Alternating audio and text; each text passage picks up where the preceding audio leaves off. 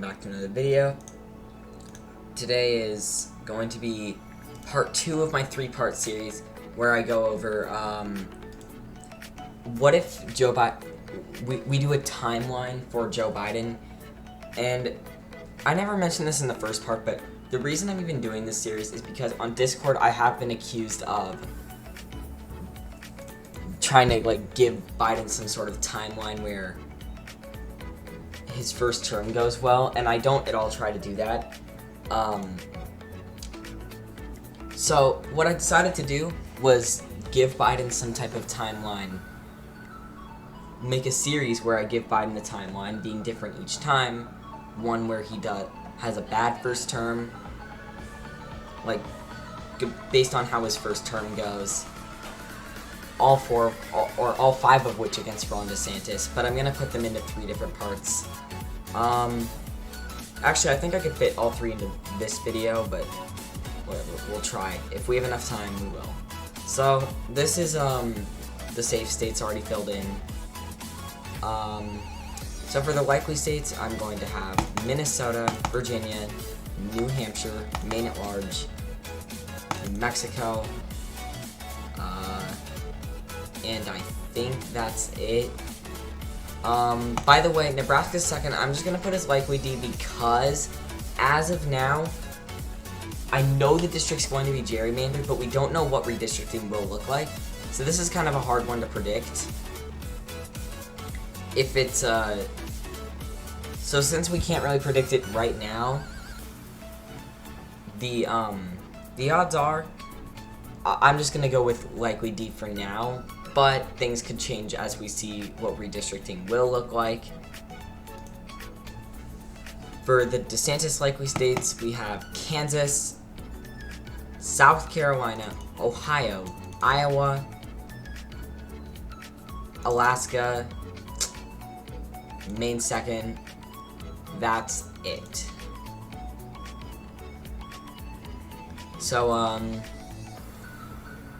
if Biden has an average approval rating, New Hampshire, Trumpism really changed New Hampshire from being a swing state to being much more Democratic leaning. I just don't see any way it could actually go right on the presidential level right now, unless Democrats want to run an extremely bad candidate such as AOC. But even then, I still think the odds are it will go blue, just because Trumpism has really changed the state. Minnesota is a state that Biden won by over 7 points in 2020, and I don't think that Ron DeSantis could really shift it back down to lean, although he could. And in New Mexico, I think that since Hispanics do like voting for an incumbent, this is, I'm not entirely sure if this is going to stay the same, but from what we know, this is possible. I think it will be likely. Maybe, I'm not entirely sure if it'll be more or less than what he won by the first time, but we'll see. So that's it for the likely Democrat states, and for the likely Republican states, pretty much just your typical likely Republican states: Alaska, South Carolina, Kansas, Iowa, and for Ohio, this is the one that could be lean. Oh, and I Maine 2nd district. Ohio could be lean because Ron DeSantis is not Trump, but he is a huge proponent. He was a huge proponent of Trump's entire administration. Well, not really, but he is very much connected to Trump, and I think that he could definitely bring out the Trump base in Ohio, making it likely, maybe a bit less than what Trump won it by, but yeah, still likely. For the lean states, I think we're going to have the state of Michigan as a lean for the Democratic Party. And this is a state that I think could be tilled. It could definitely be tilled, but I'm going to stick with a lean for now if Biden has a medium approval rating, just because Michigan, it's still a Democratic leaning swing state, and if Biden has a medium approval rating, which all of my 2024 predictions are based on the fact that he does have a medium approval rating. I look at excuse me. I think that Michigan will be a lean Democratic state, probably just by over 1%. For the next, I think that Nevada would be lean D. It always has been a Democratic leaning swing state. Although it went to Bush twice, it went to Hillary Clinton, who lost presidency but won Nevada as a Democrat. We saw that Al Gore and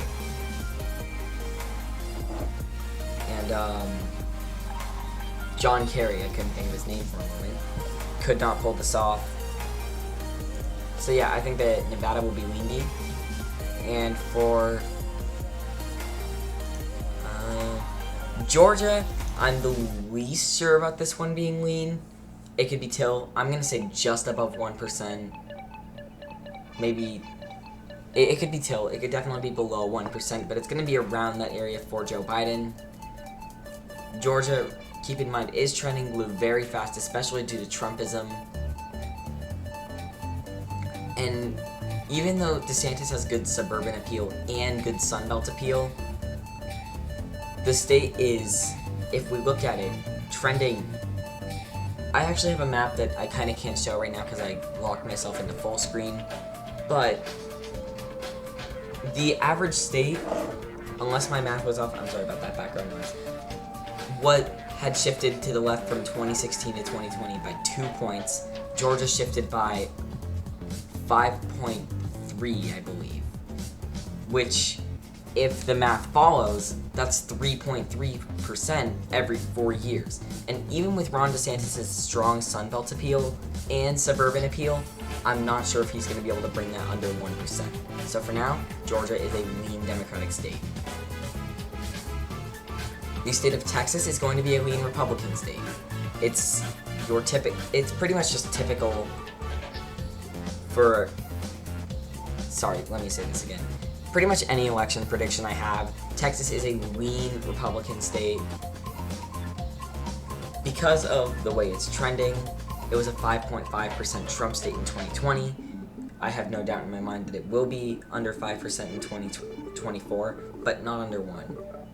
And for the state of Florida, I have it as another lean state. It could be likely just because Ron DeSantis has a really strong appeal to the Sunbelt, but especially Florida. I think he would significantly, I think he would very much outdo his 2018 numbers in some of these areas. Probably even outdo Trump 2016 numbers, winning all 4 of the major swing counties. Maybe not all 4, but maybe not Duval County, but I think he could definitely win Seminole, Pinellas, and St. Lucie. So now that we've got Florida out of the way, Ron DeSantis is definitely catching up to Joe Biden. I think that he could win North Carolina lean, although it could be tilt, because remember, Ron DeSantis has good suburban appeal, which North Carolina has a lot of, and he has good Sunbelt appeal, which North Carolina is a Sunbelt state. And while it's and the only reason I would put it as tilt is because it is trending blue. I think that it could go under 1%, but I wouldn't count on it just due to the fact that it's not trending nearly as fast as Georgia. So now let's move on to the tilt states. Joe Biden just needs to win one of the remaining states in order to win the election, and I don't think Wisconsin will be that state. I think Wisconsin is going to be tilt Republican. It's trending to the right. Biden only won it by 0.6% in 2020. And I think I'm very sorry for that. I think that Ron DeSantis with his suburban appeal could absolutely win the state. And another state that I don't think will be Joe Biden's victory state is Arizona. Arizona, I think, will be tilt Republican. It is trending blue, but must I remind you, not as fast as Georgia. I think it will be bluer in than North Carolina as it was in 2020. Because Trumpism is a very bad way to win the state of Arizona. But despite that, I think that, remember, even if Trumpism is not a smart way to win Arizona, Mitt Romney won it by over 9 points, Trump won it by 3, and then Biden won it by 0.3. Yes, it is trending blue, but when you think about it, DeSantis' suburban appeal might be enough to, and when I say might, I mean probably will be enough to flip it back to the Republican Party for one more term. And now for the final state, being Pennsylvania, this being the tipping point state, and I'm actually kind of unsure who to give it to. For now, I'm going to go with Joe Biden, but this is just due to the fact that Joe Biden it is his birth home state. He has good appeal to some of the Philly suburbs, and I think that could be enough to win him the state. Although Ron DeSantis does have good suburban appeal, his Rust Belt appeal is not in any way like his Sun Belt appeal.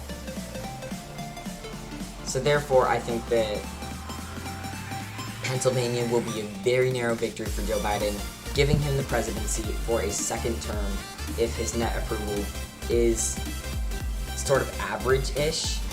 And keep in mind, this is just my prediction. Yours might be different. And Nebraska's second, I can't really predict right now just because, you know. Alright. Thank you guys for watching. I guess I don't think I will be doing any of the other high approval ratings in this video. That'll be for next one. Also, if I sound tired right now, it's because I'm recording this at 1:30 in the morning. So, thank you guys for watching, and goodbye.